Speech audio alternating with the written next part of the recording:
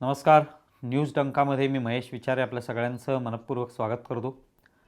मित्रांनो, विधानसभेचे अध्यक्ष राहुल नार्वेकर हे सध्या केंद्रस्थानी आहेत आणि याचं कारण म्हणजे 16 आमदारांच्या अपात्रतेचा जो मुद्दा आहे त्याची सुनावणी त्यांच्यासमोर होते आहे आणि यापुढे सुद्धा होणार आहे आणि त्या संदर्भात कोर्ट केसेससुद्धा सुरू आहेत आणि या सगळ्यामुळे राहुल नार्वेकर नेहमीच चर्चेत असतात आणि विशेषतः विरोधक म्हणजेच आता ठाकरे गट हा राहुल नार्वेकरांना नेहमी लक्ष करत असतो आणि सध्या तर गेल्या काही दिवसामध्ये त्यांनी अत्यंत टोकदार अशी विधानं त्यांच्याबद्दल केलेली आहेत की राहुल नार्वेकर हे कसे वेळकाढूपणा करतायत, की राहुल नार्वेकर म्हणजेच विधानसभा अध्यक्ष हे फुटलेले आहेत किंवा ते भाजपाला कुठेतरी दिलासा देत आहेत वगैरे वगैरे पद्धतीची विधानं जी आहेत ती केली जात असतात. संजय राऊत, आदित्य ठाकरे किंवा उद्धव ठाकरे वगैरे ही सगळी मंडळी त्यांच्या विरोधात सातत्याने ही विधानं करत असतात.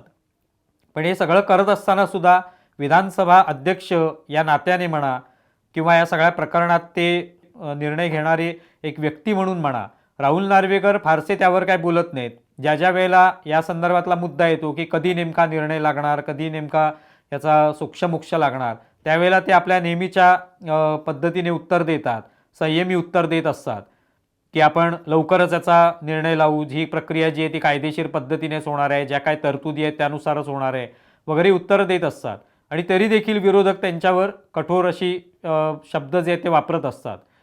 पण आता मात्र एक त्यांचा असा व्हिडिओ समोर आला ज्यामध्ये ते कुलाबा हा जो त्यांचा मतदारसंघ आहे त्या ठिकाणी विकास कामांची पाहणी करण्यासाठी गेले होते. त्या ठिकाणी त्यांचं त्या तिकडच्या स्थानिकांशी एक वाद झाला. हे बघा, माझ्यावर दुटप्पीपणा कधी करू नका. मी लोकांमध्ये उभा राहणारा माणूस आहे. घरनं निवडणुका लढत नाही आणि 5 निवडणुका लढून 5 वर्षानंतर तोंड दाखवणारा नाहीये. ज्याच्या पाठी उभा राहिलात ना निवडणुकीला आणि 5 वर्ष आता जाऊन बँड्राला बसलाय त्याला विचारा.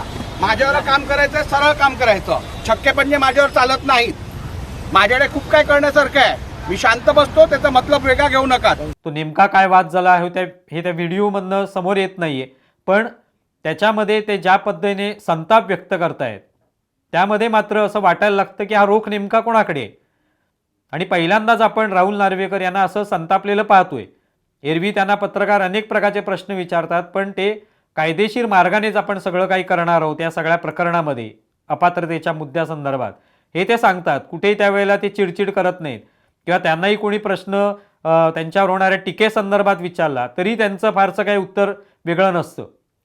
पण यावेळेला मात्र त्यांचा संताप अनावर झालेला दिसून आला आणि त्याच्यामध्ये ते म्हणाले की मी काही 5 वर्षांनी काही लोक जे असतात लोकप्रतिनिधी की 5 वर्ष निवडणूक झाली की नंतर मग 5 वर्षांनी एकदम आपल्या मतदारसंघामध्ये भेटायला येतात, तसं काय मी नाही आहे.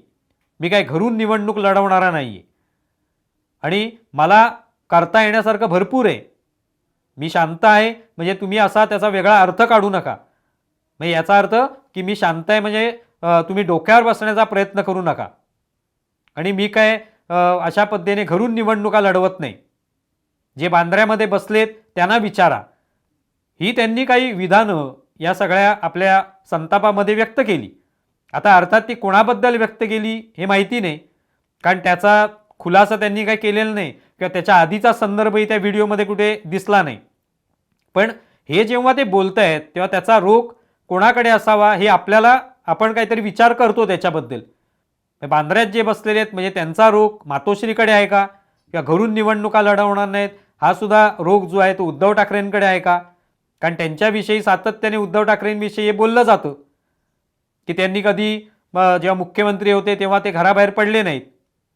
सातत्याने घरामधनंच वेगवेगळे जे काही ऑनलाईन त्यांचे संपर्क होत होता लोकांशी त्या माध्यमातूनच त्यांनी संपर्क केला.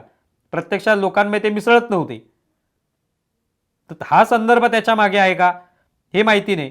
करता येण्यासारखं माझ्याकडे खूप काही आहे पण मी शांत बसलोय म्हणजे त्याचा वेगळा अर्थ काढू नका असं सुद्धा ते म्हणतायत. मग हा कोणाला इशारा दिलेला आहे? कारण गेल्या काही दिवसांमध्ये ज्या पद्धतीने राहुल नार्वेकरांवर टीका केली जाते की त्यांना एक प्रकारे आपल्याला बाजूने निकाल लागणारच नाही, राहुल नार्वेकर आपल्या बाजूने निर्णय देणारच नाहीत, असा जो एक निष्कर्ष काढण्यात येतोय त्यातून हा संताप आलेला आहे का? असंही असू शकतं. पण नेमकं आपण त्याविषयी म्हणजे खरं काय ते आपण सांगू शकत नाही. पण हा संताप मात्र त्यांनी व्यक्त केलाय आणि त्यातली ही जी विधानं आहेत ही मात्र कोणाकडे तरी बोट दाखवतायत हे त्यातून स्पष्ट होतं. आता तर आपण पाहिलं की यांची सुनावणी जी आहे ती ऑक्टोबर महिन्यामध्ये सुरू होणार आहे आणि पुढचे काही महिने ती चालू राहणार आहे. पण त्याचं वेळापत्रक जे त्यांनी दिलेलं आहे त्या वेळापत्रकाच्या विरोधात ठाकरे गट पुन्हा सर्वोच्च न्यायालयामध्ये गेलाय की वेळापत्रक योग्य नाहीये, या वेळापत्रकामुळे आणखी विलंब होणार आहे आणि आमच्यावर अन्याय होणार आहे. अंबादास दानवे म्हणाले होते की एक प्रकारे हा जेवढा विलंब होईल तो एक प्रकारे आमच्यावर अन्यायच असेल. तर ही सगळी विधानं जी गेल्या काही दिवसांमध्ये त्यांच्या विरोधात केली जात आहेत त्यालाच दिलेले उत्तर आहे का? ते असू शकतं, माहिती नाही. कारण त्यातली विधानं, त्यातली वाक्य, त्यातले शब्द हे कुठेतरी एका ठराविक लोकांपर्यंत जाणारे आहेत, ठराविक लोकांवर त्यांनी बोट दाखवलेलं आहे असं आपण म्हणू शकतो.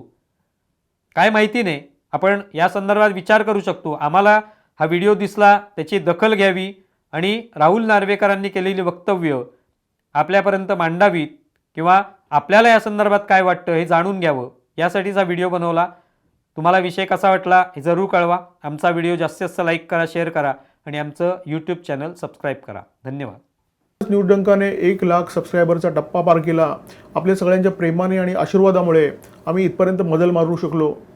ज्या प्रेक्षकांच्या प्रेमाने आम्ही इथपर्यंत आलो त्यांच्यासाठी लवकरच आम्ही एका विशेष कार्यक्रमाचं आयोजन करतो आहे आणि या कार्यक्रमामध्ये सहभाग फक्त नोंदणीनंतरच शक्य आहे. त्यामुळे ज्या प्रेक्षकांना या कार्यक्रमामध्ये सहभागी होण्याची इच्छा आहे त्यांनी कृपया स्क्रीनवर दाखवलेल्या मोबाईल नंबरवर व्हॉट्सअप मेसेज करावा. त्या व्हॉट्सअप मेसेजमध्ये आपलं नाव द्यावं आणि आपला थोडक्यात पत्ता द्यावा. त्यामुळे वाट पहा, आपल्यासाठी काहीतरी छानसं आम्ही घेऊन येतो आहे.